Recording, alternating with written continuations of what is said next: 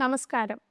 ഇന്ന് ഒപിയിൽ വരുന്ന പേഷ്യൻസിൽ ഏറ്റവും കൂടുതൽ കുട്ടികളാണ്. എനിക്ക് പലപ്പോഴും വിഷമം തോന്നുന്നൊരു സംഗതിയാണ്. ഈ കുഞ്ഞി മക്കൾ 20 വയസ്സിന് താഴെയുള്ള കുട്ടികളൊക്കെ പീരീഡ് കറക്റ്റ് അല്ല, അല്ലെങ്കിൽ പിന്നെ മുഖത്ത് രോമം വളരാണ്, കഴുത്തിലും മറ്റു ഭാഗങ്ങളിലൊക്കെ കറുപ്പ് നിറം വരികയാണ്, പെട്ടെന്ന് വെയിറ്റ് വെച്ചു, എനിക്കിപ്പോൾ പുറത്ത് പോകാൻ വയ്യ. പലപ്പോഴും ഈ രീതിയിൽ ഇവർ പ്രസൻറ്റ് ചെയ്യുമ്പോൾ എനിക്ക് വിഷമം തോന്നാറുണ്ട്. കാരണം നമ്മൾ ഏറ്റവും ഭംഗിയായിട്ട് ഇരിക്കാൻ ആഗ്രഹിക്കുന്ന ഒരു പീരീഡ് നമ്മുടെ ലൈഫിൽ ടീൻസ് തന്നെയാണ്. അല്ല, ഒരു 15 വയസ്സ് തൊട്ട് 25 വയസ്സ് വരെ നമ്മളെപ്പോഴും ഹെൽത്തി ആയിട്ടിരിക്കാനും അതുപോലെ നല്ല ഭംഗിയിലിരിക്കാനും അട്രാക്റ്റീവ് ആവാനും പിന്നെ സ്ത്രീകളെ സംബന്ധിച്ച് പുരുഷന്മാരവരെ നോക്കണം എന്നുള്ള ഒരു രീതിയിലൊക്കെ ആയിരിക്കും അവർ നടക്കുന്നത്. ഈ ഒരു പീരീഡിൽ നമ്മുടെ മുഖത്ത് നിറച്ച് കുരു വരിക, അല്ലെങ്കിൽ നമ്മൾ കളർ ഉണ്ടായിരുന്നൊരു വ്യക്തിയായിരിക്കാം പെട്ടെന്ന് ഡള്ളായി പോവുക. എന്ത് കോംപ്ലക്ഷനും ആയിക്കോട്ടെ, ഏത് കോംപ്ലക്ഷൻ അല്ല കുഴപ്പം, പക്ഷേ നമ്മൾ ഡള്ളായി പോവുക, നമ്മൾ ടാൻ അടിച്ച പോലെ ഭയങ്കരമായിട്ട് ഡള്ളായി വരിക, മുഖത്തിൽ പല ഭാഗങ്ങളിൽ പല നിറങ്ങൾ വരിക, ചില ഭാഗം വെളുത്തിരിക്കുമ്പോൾ ചില ഭാഗത്ത് ഡൾനെസ് ഫീൽ ചെയ്യുക, ആ രീതിയിൽ വരിക. അല്ലെങ്കിൽ മുഖത്തൊക്കെ രോമവളർച്ച വരിക, പുരുഷന്മാരെ പോലെ മീശ താടി വരിക, അതും അല്ലെങ്കിൽ സൗണ്ടൊക്കെ മാറി ഭയങ്കര ബാസുള്ള പുരുഷന്മാരുടെ പോലെ സൗണ്ട് ആവുക, നന്നായിട്ട് ഫിസിക്കൽ അപ്പിയറൻസ് ഒരു അവർ ഗ്ലാസ് ഷേപ്പൊക്കെ വേണമെന്ന് ആഗ്രഹിക്കുന്ന സമയത്തായിരിക്കും നല്ലോണം വണ്ണം വെച്ച്, കൈയും കാലും വണ്ണമല്ല എന്നാൽ ട്രങ്കൽ എക്സ്ട്രിമിറ്റിയിൽ വണ്ണമില്ലാതെ നല്ല ട്രങ്ക് പാട്ട് വയറും ബാക്കും ഒക്കെ നല്ലോണം തള്ളി ഭയങ്കര ബുദ്ധിമുട്ടുണ്ടാക്കുന്ന, അല്ലെങ്കിൽ നമുക്ക് തന്നെ ഫിസിക്കലി ബുദ്ധിമുട്ടുണ്ടാകുന്ന രീതിയിലൊരു ബോഡി ഷേപ്പ് വരിക. ഇത്തരം പ്രശ്നങ്ങളാണ് കുട്ടികൾ വന്ന് പറയുക. അതിൻ്റെ കൂടെ ഡോക്ടറെ പീരീഡ് ആവണില്ല എന്ന് പറയും. അപ്പോൾ എന്താണ് ഇതിൻ്റെയൊക്കെ മേജർ പ്രശ്നം എന്ന് പറയുന്നത്? മേജർ പ്രശ്നം ഹോർമോണൽ ഇംബാലൻസ് കൊണ്ടുണ്ടാകുന്ന ബുദ്ധിമുട്ടാണ്. പലർക്കും പറയുന്നതാണ്. അതുകൊണ്ട് തന്നെ അതിനെക്കുറിച്ച് ഡീറ്റെയിൽ ആയിട്ട് ഞാനിന്നിവിടെ പറയാൻ ഉദ്ദേശിക്കുന്നില്ല. പി സി ഒ ഡി അല്ലെങ്കിൽ PCOS, പോളിസിസ്റ്റിക് ഓവേറിയൻ സിൻഡ്രോം എന്ന് പറയുന്നത് നമ്മളെ അണ്ഡാശയത്തിനെ ബാധിക്കുന്ന ഒരു രോഗം. അതുകൊണ്ടാണ് ഇത്രയും ഞാനിപ്പോൾ ഈ മേൽപ്പറഞ്ഞ ലക്ഷണങ്ങളെല്ലാം അതിൻ്റെ ഭാഗമായിട്ട് ഉണ്ടാകുന്നതാണ്. ഇതിപ്പോൾ എല്ലാവർക്കും അറിയുന്നതാണ്. കോമൺ ആയിട്ട് തന്നെ പെൺകുട്ടികൾ കാണാൻ വരുന്നത് ഈ ഒരു പ്രശ്നത്തിനാണ്. കല്യാണം കഴിഞ്ഞവരാണെങ്കിൽ കുട്ടികൾ ഇതിൻ്റെ ഭാഗമായിട്ട് കുട്ടികൾ ഉണ്ടാവുന്നില്ല എന്ന് പറഞ്ഞു വരും. അപ്പോൾ ഇതിനെക്കുറിച്ചൊക്കെ പലരും വീഡിയോ ചെയ്തിട്ടുണ്ട്. ഞാൻ തന്നെ ഒരുപാട് വീഡിയോസ് ചെയ്തിട്ടുണ്ട് മുന്നേ. നിങ്ങൾക്ക് വേണമെങ്കിൽ ലിങ്ക് ഡിസ്ക്രിപ്ഷനിൽ കൊടുക്കാം, മുന്നേ ചെയ്ത PCOD വീഡിയോകളുടെ. അപ്പോൾ ഇന്നിപ്പോൾ വിഷയം അതല്ല. ഈ PCOD ഉള്ള വ്യക്തികളിൽ, അത് കല്യാണം കഴിഞ്ഞവരിൽ ഈ സെക്ഷൽ ലൈഫ് എങ്ങനെയാണ് എന്നുള്ളത് നമ്മൾ നോക്കാൻ പോകുന്നത്. ഒരു നോർമൽ സെക്ഷൽ ലൈഫാണ് അവർക്ക് കിട്ടുന്നത്. PCOD ഉള്ള സ്ത്രീകൾ പലപ്പോഴും പറയാൻ മടിക്കുന്ന മാനസികമായിട്ടുള്ള ഒരുപാട് ലക്ഷണങ്ങളുണ്ട്. എപ്പോഴും ചർച്ചയിൽ വരാത്ത ഒരു വിഷയമാണ് മാനസികമായിട്ട് സ്ത്രീകൾ അനുഭവിക്കുന്ന പ്രശ്നങ്ങൾ. അത് ശാരീരികമായിട്ട് അനുഭവിക്കുന്ന പ്രശ്നങ്ങൾ ഇപ്പോൾ ഞാൻ നേരത്തെ പറഞ്ഞതിൽ ഉൾപ്പെട്ടു. അത് പുറമെ എല്ലാവർക്കും വിസിബിളാണ്. പക്ഷെ മറ്റുള്ളവർ അവരിൽ മനസ്സിലാക്കാത്ത കുറച്ച് കാര്യങ്ങൾ, ഇമോഷണലായിട്ട് അവരുടെ ഉള്ളിൽ തങ്ങിക്കിടക്കാവുന്ന കുറച്ച് കാര്യങ്ങളെക്കുറിച്ച്, അവരുടെ സെക്ഷൽ ലൈഫ് എങ്ങനെ ഇരിക്കും എന്നുള്ളതിനെക്കുറിച്ചാണ് ഞാനിന്ന് ഡിസ്കസ് ചെയ്യാൻ പോകുന്നത്. ഞാൻ doctor job ദാപ്ഷൻ, doctor basal സോമിയ hospital, Pandikkad, Malappuram ജില്ല. പലപ്പോഴും കല്യാണം കഴിഞ്ഞ ആൾക്കാർ വരുന്ന സമയത്ത് മേജർ പ്രശ്നം, അവർ കപ്പിൾ ഇവിടെ ഇരിക്കുന്ന സമയത്ത് അവരുടെ മേജർ പ്രശ്നം എന്ന് പറയുന്നത് അവരുടെ ഇമോഷണൽ ഇൻസ്റ്റെബിലിറ്റി എന്ന് പറയും. അതായത് ഇമോഷണലി ഇവർക്കും അവൈലബിൾ അല്ല, ഹസ്ബൻഡ് അവർക്കും അവൈലബിൾ അല്ല. ഒന്നാമതിൽ ജെൻഡർ ഡിഫറൻസ് ഉണ്ട്. ഫസ്റ്റ് നമ്മൾ പരിഗണിക്കുന്ന ഒരു ജെൻഡർ ഡിഫറൻസ് ഉണ്ട്. ഇനി PCOD ഇല്ലാത്തൊരു സ്ത്രീ ആണെങ്കിലും നോർമൽ ആയിട്ടുള്ളൊരു സ്ത്രീയും പുരുഷനാണെങ്കിൽ പോലും അവിടെ കോൺഫ്ലിക്ട്സ് വരാം. നമ്മുടെ തോട്ട്സ് തമ്മിൽ, നമ്മുടെ ഒപ്പീനിയൻ തമ്മിൽ ഒക്കെ കോൺഫ്ലിക്ട്സ് വന്ന് ഫൈറ്റ് നടക്കുന്ന കണ്ടിട്ടുണ്ട്. അതോടൊപ്പം ഹോർമോൺ ഇംബാലൻസ് ഉള്ളൊരു സ്ത്രീ കൂടെ ആകുമ്പോൾ അവിടെ കോൺഫ്ലിക്ട്സിനുള്ള സാധ്യത ഡബിളാണ്. മറ്റവർ കുറച്ച് കഴിഞ്ഞാൽ നോർമലായിട്ട് വരും. ഇവർക്ക് നോർമൽ ആവാൻ, ഇവരുടെ രോഗം മൂലം ഇവർക്ക് നോർമലായിട്ട് പിന്നീട് അത് ബിഹേവ് ചെയ്യാൻ പോലും പറ്റാത്ത രീതിയിൽ ചിലപ്പോൾ വരാറുണ്ട്. ഇത് PCOD ഉള്ള എല്ലാവരെയും സംബന്ധിച്ചല്ല ഞാൻ പറയുന്നത്. കുറച്ച് പേർക്ക് ഇങ്ങനെ മാനസിക നിലയിൽ കൂടുതൽ ബുദ്ധിമുട്ട് കാണിക്കാറുണ്ട്. ഇവിടെ PCOD ആയിട്ട് വരുന്ന ചില പേഷ്യൻസിന് ബ്ലീഡിങ് കറക്റ്റ് ആയിരിക്കും. ബ്ലീഡിങ് എല്ലാം പെർഫെക്റ്റാണ്. ആൾ നല്ല പെർഫെക്റ്റ് ബോഡിയാണ്, ഫിറ്റാണ്, ഹെൽത്തിയാണ്, മുഖത്ത് മറ്റ് പ്രശ്നങ്ങളൊന്നുമില്ല, മുടി കൊഴിച്ചിലില്ല, മുഖക്കുരുവില്ല, സാധാരണ PCODയുടേതായിട്ടുള്ള ഒരു സിംറ്റമും ഇല്ല. ബട്ട് ആളുടെ പ്രശ്നം മാനസിക നിലയിലാണ്. ഡോക്ടർ, എനിക്ക് ഒട്ടും ഫാമിലി ലൈഫിൽ അക്സെപ്റ്റ് ചെയ്ത് പോകാൻ പറ്റുന്നില്ല, എനിക്ക് ഹസ്ബൻഡായിട്ട് ഇമോഷണലി താല്പര്യങ്ങൾ വരുന്നില്ല, എനിക്ക് സെക്സ് ചെയ്യാൻ ആ ഒരു ഡ്രൈവ് വരുന്നില്ല, എനിക്ക് മൂപ്പരോട് ഇമോഷണലി ഒരു അറ്റാച്ച്മെൻറ്റ് തോന്നുന്നില്ല, എന്തെടുത്താലും ഞങ്ങൾ തമ്മിൽ തല്ലാണ്. ഇതിൻ്റെ റീസണാണ് ഈ ഹോർമോണൽ ഇംബാലൻസ് എന്ന് പറയുന്നത്. പലപ്പോഴും ഇവരുടെ സെക്ഷൽ ലൈഫ് എടുത്ത് നോക്കുമ്പോൾ ഇൻഫെർട്ടിലിറ്റി ബന്ധപ്പെട്ട് ഇവിടെ കപ്പിൾ വരുമ്പോഴാണ് കൂടുതൽ എനിക്ക് വിവരം കിട്ടാറുള്ളത്. ഡീപ്പറായിട്ട് നമുക്ക് അവരുടെ സെക്ഷൽ സൈഡ് അല്ലെങ്കിൽ സെക്ഷൽ ലൈഫിലേക്ക് ഒന്ന് നോക്കേണ്ടി വരും, ചോദിക്കേണ്ടി വരും. ആ സമയത്ത് ഹസ്ബൻഡ് സൈഡിൽ നിന്ന് എനിക്ക് കിട്ടുന്ന റെസ്പോൺസ് ഒന്ന് എന്ന് പറയുന്നത് പേടി. ഇവരിലൊരു തരം ഫിയർ ഉണ്ടാവാൻ ചാൻസ് ഉണ്ട്. കൂടുതലും PCOD ഉള്ള ആൾക്കാരിൽ തന്നെയാണ് വജൈനിസ്മസ് പോലുള്ള രോഗങ്ങൾ, അഥവാ ഈ ഒരു ബന്ധപ്പെടാൻ ശ്രമിക്കുന്ന സമയത്ത് വജൈന ടൈറ്റ് ആവുന്നൊരു കണ്ടീഷൻ ഉള്ള ആൾക്കാരിൽ ഹോർമോണൽ ഇംബാലൻസ് നമ്മൾ അസോസിയേറ്റ് ചെയ്തിട്ട് കാണാറുണ്ട്. വജൈനിസ്മസ് ഒക്കെ നമുക്ക് വളരെ പെട്ടെന്ന് മാറ്റിയെടുക്കാൻ പറ്റുന്നതാണ്. അപ്പോൾ അത്തരം ഹോർമോണൽ ഇംബാലൻസ് കൊണ്ട് ഇതിനോടൊരു ഫിയർ ഇവർ ജനറേറ്റ് ചെയ്യുക. 2 ഇതിനൊരു ഭയം. നമുക്ക് ഈ ഫിയറിൻ്റെ പുറമെ തന്നെ നമുക്ക് ഇതിനോട് താല്പര്യമില്ലാത്തൊരു അവസ്ഥ. ഇപ്പം ബന്ധപ്പെടാൻ ഹസ്ബൻഡ് അപ്രോച്ച് ചെയ്യുമ്പോൾ എപ്പോഴും നമ്മളൊരു ബെഡ്റൂമിൽ എത്തിക്കഴിഞ്ഞാൽ പലപ്പോഴും ന്യൂലി മാരീഡ് കപ്പിളിന് നല്ല സാഹചര്യമാണ് അവിടെ നല്ല രീതിയിലൊരു സെക്ഷൽ ലൈഫ് ഉണ്ടാവാനും മറ്റ് ഡിസ്റ്റർബൻസ് ഇല്ലാതെ മുന്നോട്ട് പോകാനും. അവരപേക്ഷിച്ച് നോക്കുമ്പോൾ കുട്ടികളൊക്കെ ഉള്ള ആൾക്കാർക്ക് കുറച്ചും കൂടെ സ്ട്രെസ്ഫുൾ ലൈഫാണ്. സെക്ഷൽ ലൈഫ് വളരെ ബോറിംഗ് ആയിട്ടാണ് ഫീൽ ചെയ്യുക. ഒന്നാമത്തെ റീസൺ കുട്ടികളെ സ്കൂളിൽ വിട്ട് ഭാര്യ ജോലിക്കും പോയി, ഹസ്ബൻഡ് ആണെങ്കിൽ നല്ല സ്ട്രെസ്ഫുൾ വർക്ക് അവിടെ ചെയ്ത് രണ്ടുപേരും വീട്ടിലെത്തി വീട്ടിലെ ജോലികളും തീർത്ത് എല്ലാ പണികളും തീർത്ത് കുളിച്ച് മാറ്റി റൂമിലെത്തി കഴിയുമ്പോഴേക്കും ഇതിൽ ഒരാൾക്കേ ചിലപ്പോൾ താല്പര്യം ഉണ്ടാവുള്ളൂ, മറ്റേ ആൾക്ക് ഡ്രൈവേ ഉണ്ടാവില്ല, ചിലപ്പോൾ രണ്ടുപേർക്കും ഉണ്ടാവില്ല. ആരെയോ ബോധിപ്പിക്കാൻ വേണ്ടി ഇവരെ ബന്ധപ്പെടുക.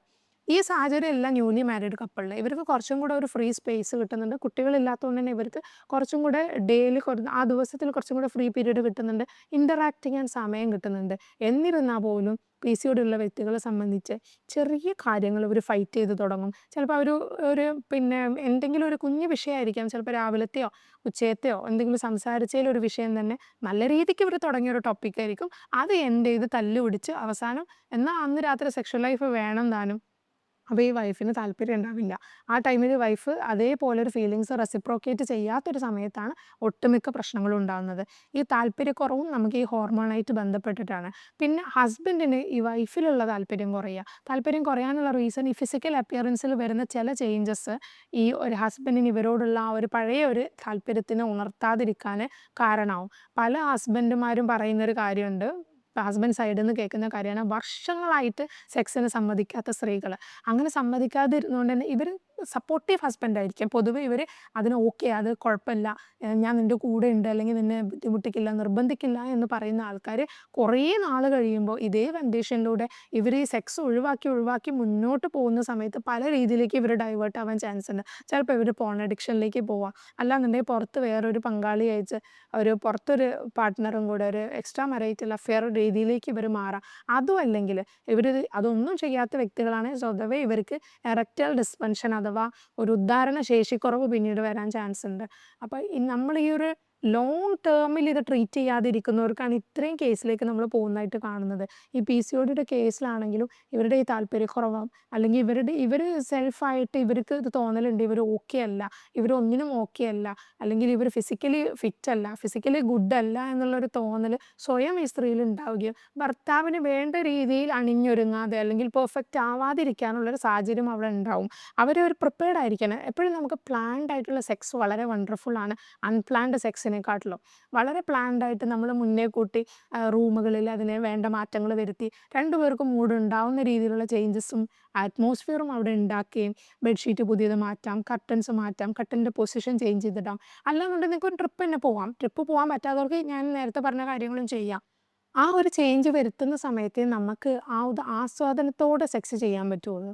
അതില്ലാത്ത കണ്ടീഷനാണ് ലോട്ട് ഓഫ് സ്ട്രെസ്സായിട്ട് നിങ്ങൾ റൂമിലേക്ക് പോവുകയും ഇങ്ങനെ സെക്സിൽ ഏർപ്പെടുകയും ചെയ്യുമ്പോൾ ആ ഒരു പ്ലഷർ കിട്ടില്ല. പിന്നെ കുട്ടികൾ ഉണ്ടാവണില്ല എന്നുള്ളൊരു തോന്നലുണ്ടാകുമ്പോൾ, ഇപ്പോൾ 1 വർഷം 2 വർഷം ശ്രമിച്ചിട്ട് കുട്ടികളാവാത്തവരുണ്ടാവും. അവർ ബന്ധപ്പെടുന്നതിന് കുട്ടികളാവാൻ വേണ്ടിയിട്ടാണ്. ഞാൻ അതും ഇവരെടുത്ത് പറയാറുണ്ട്, നിങ്ങൾ ബന്ധപ്പെടുന്ന സമയത്ത് നിങ്ങളുടെ മനസ്സിലുണ്ടാവേണ്ടത് സെക്ഷൽ പ്ലഷറാണ് നമ്മൾ ഫസ്റ്റ് മുന്നിൽ കാണേണ്ടത്. ഈ ഒരു ബന്ധപ്പെടലിലൂടെ എനിക്കൊരു കുഞ്ഞുണ്ടാവണേ എന്ന് വിചാരിച്ച് അത്രയും സ്ട്രെസ് എടുത്തിട്ട് ബന്ധപ്പെടുമ്പോൾ നമുക്ക് ഹാപ്പി ഹോർമോൺസ് ഒന്നും ബോഡിയിൽ റിലീസ് ആവണില്ല. സ്ത്രീകളെ സംബന്ധിച്ച് emotional aspect is very important. വളരെ ഇമ്പോർട്ടൻ്റ് ആയിട്ടുള്ള കാര്യമാണ്. ഇവർക്ക് ഫിസിക്കൽ ഇൻറ്റിമസിയിൽ അധികം ഇവർക്ക് ഇമോഷണൽ ഇൻറ്റിമസിയാണ് കൂടുതൽ താല്പര്യം. അതായത് ഹസ്ബൻഡായിട്ട് ഇവർക്ക് നല്ല ബോണ്ട് ക്രിയേറ്റ് ആവണം. ചിലപ്പോൾ അത് നിങ്ങൾ സെക്സ് ചെയ്യാൻ ഉദ്ദേശിക്കുന്ന ദിവസം രാവിലെ തൊട്ട് തുടങ്ങിയാൽ പോലും മതിയാവില്ല.